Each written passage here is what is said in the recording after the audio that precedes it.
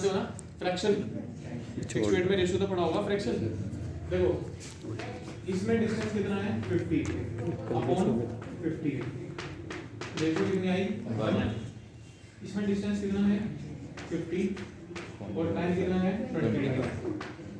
इसकी रेशियो कितनी आई 2, रेशियो किसकी बड़ी है R2। ठीक है, तो डिस्टेंस और टाइम की रेशियो जिसकी बड़ी होती है वो ही डिस्टेंस को जल्दी कवर करता है। तो और इसी चीज को हम क्या बोलते हैं स्पीड। इसको हम क्या बोलते हैं स्पीड। तो यानी कि ये इसकी स्पीड थी, ये इसकी क्या थी स्पीड। स्पीड तो यानी कि कायदे में जो स्पीड है वो रेशियो बिटवीन डिस्टेंस और टाइम है।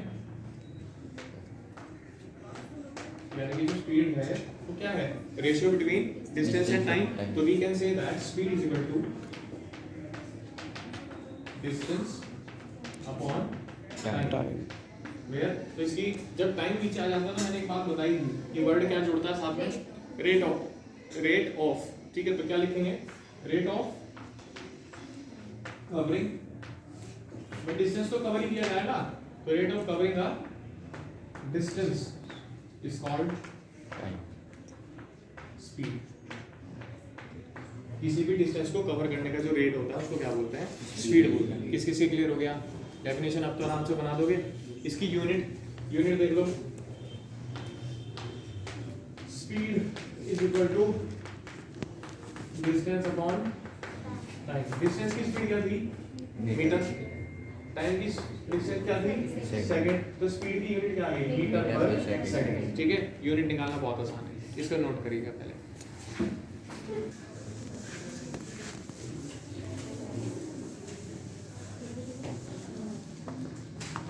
अब है तो वेलोसिटी भी क्या, वेलोसिटी क्या है ratio between displacement and time. आपकी बात किसकी बात आ जाएगी डिस्प्लेसमेंट एंड टाइम। क्यों जी ऐसा क्यों सर, डिस्टेंस क्यों नहीं ले पाए? क्योंकि वेलोसिटी एक वेक्टर क्वांटिटी थी, टाइम के बीच में हम स्केलर या वेक्टर नहीं देख पाते। तो अगर हम उससे भी डिस्टेंस अपॉन टाइम कर देंगे तो वो वही कैसी क्वांटिटी हो जाएगी स्केलर ही हो जाएगी। लेकिन डिस्प्लेसमेंट कैसी क्वांटिटी थी कल वेक्टर। तो इसलिए वेक्टर क्वांटिटी को बनाने के लिए कम से कम एक वेक्टर क्वांटिटी का क्या जरूरी होता है इस्तेमाल जरूरी होता है। इसलिए हम डिस्टेंस नहीं कह सकते, क्या कहना पड़ेगा डिस्प्लेसमेंट। तो that's why velocity is equal to displacement upon time आएगा। क्या आएगा डिस्प्लेसमेंट अपॉन टाइम। इस बात को ध्यान रखना। समझ में आई बात? कई जगह पे ऐसा हो जाता है, क्वेश्चन जो आता है न्यूमेरिकल वगैरह जो आता है पेपर में, उसमें ये लिखा होता है कि इसकी स्पीड इतनी है, डिस्प्लेसमेंट इतना है इतने टाइम में। तो वो आपको घुमाने के लिए स्पीड दे रहा है, वहाँ पे स्पीड हो नहीं सकती जहाँ पे डिस्प्लेसमेंट की बात कर रहा है। वहाँ पे क्या होगा वेलोसिटी, वहाँ पे क्या होगा वेलोसिटी। या फिर कई बार न्यूमेरिकल में ऐसा देता है वेलोसिटी के साथ डिस्टेंस क्या देता है डिस्टेंस कवर्ड। नहीं, वो डिस्प्लेसमेंट ही है। ठीक है, कई बार बुक्स में भी गलत है, बहुत जगह पे गलत लिखा हुआ है distance and velocity graph, velocity distance graph. ठीक है, वेलोसिटी के साथ आप डिस्टेंस ग्राफ बनाओगे तो टाइम तो अपने आप में कभी किसी डायरेक्शन के हिसाब से चलता नहीं है, तो वो तो स्केलर क्वांटिटी में चला गया। आप वेलोसिटी के साथ जब ग्राफ बना रहे हो तो काय का ग्राफ बन रहा है कायदे में डिस्प्लेसमेंट का। किसका ग्राफ बन रहा है डिस्प्लेसमेंट। इसको नोट कर, ऐसा ही यूनिट तो इसकी भी मीटर पर सेकंड ही रहेगी। ठीक है, चलो आगे चलते हैं। आगे हेडिंग डाल दीजिए uniform and non uniform motion.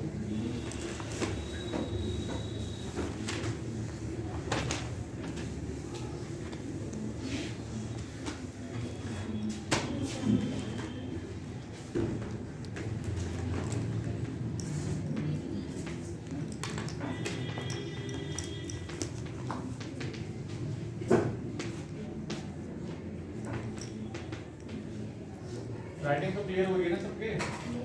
थोड़ी सी लंबी है बट काम चला हुआ है। Uniform and non uniform motion. अब जरा ध्यान समझना इस चीज को। आपके पास फिर से दो रोड लेके चलेंगे, कई बार रोड थोड़ी लंबी ले लेंगे दोनों, सहारनपुर से दिल्ली ले लेंगे, एक दिल्ली से सहारनपुर ले लेंगे। ठीक है, अब हमारा जो ऑब्जेक्ट R1 था वो पोजीशन A से चला।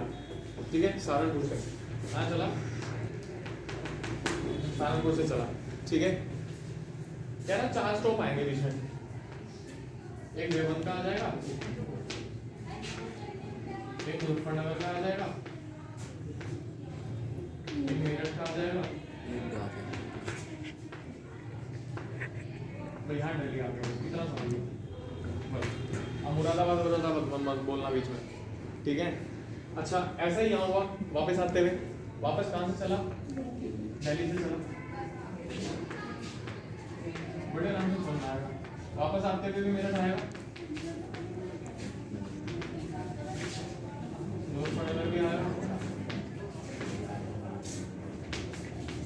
देवबंद भी आएगा और घर भी आ जाएगा, ठीक है। ये भी की जरूरत नहीं है, अब मैं यहाँ से वापस आ रहा, ठीक।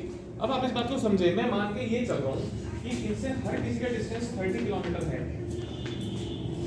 हर किसी का डिस्टेंस कितना है, 30 किलोमीटर।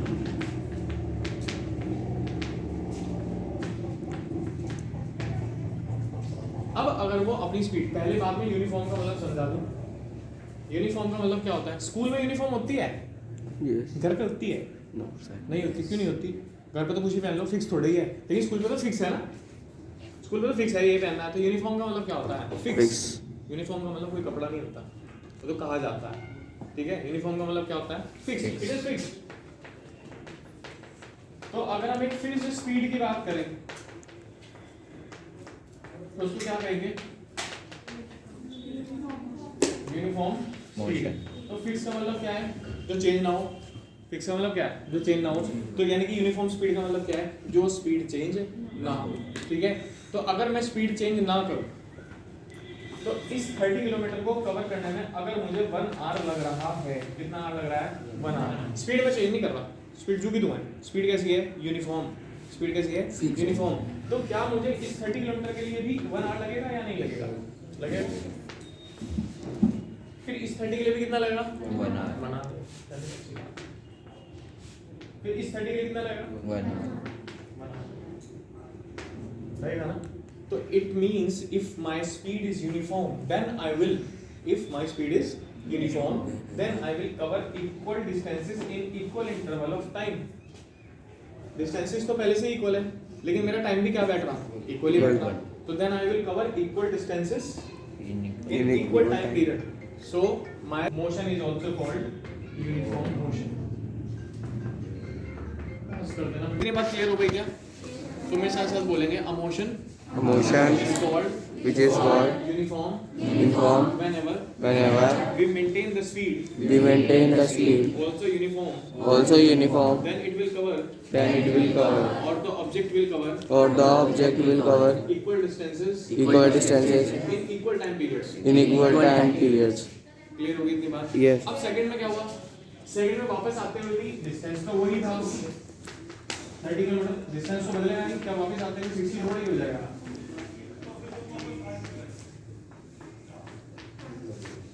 ठीक।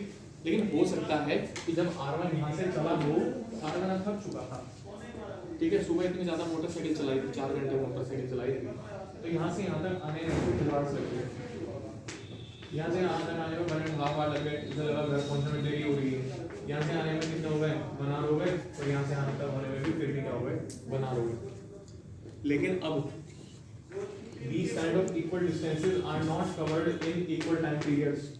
अब की बार ये जो इक्वल डिस्टेंस तो हैं, लेकिन टाइम पीरियड्स आपकी बार इक्वल नहीं, तो कहीं ना कहीं डिस्प्लेसमेंट टाइम या डिस्टेंस टाइम की रेशियो बार बार क्या होगी, चेंज, क्या होगी, चेंज। यानी कि जो मेरी इस यूनिफॉर्म फिक्स्ड थी वो नॉन यूनिफॉर्म स्पीड में चला जाएगा या नहीं चला जाएगा, क्योंकि स्पीड चेंज हो रही है। तो स्पीड चेंज होने की वजह से अब जो मेरा ऑब्जेक्ट R1 है वो यहाँ तक पहुँचते पहुँचते अपने पास यूनिफॉर्म मोशन को छोड़ के कौन से मोशन में आ जाएगा, यूनिफॉर्म में आ जाएगा, because now it is not covering equal distances in equal time periods. तो whenever the object will not cover equal distances in equal time periods और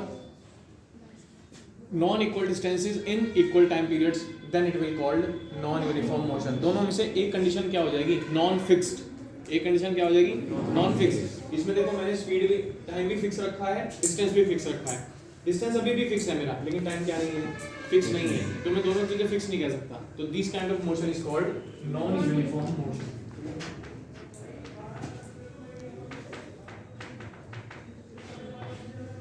क्लियर हो गई क्या? नोट करो।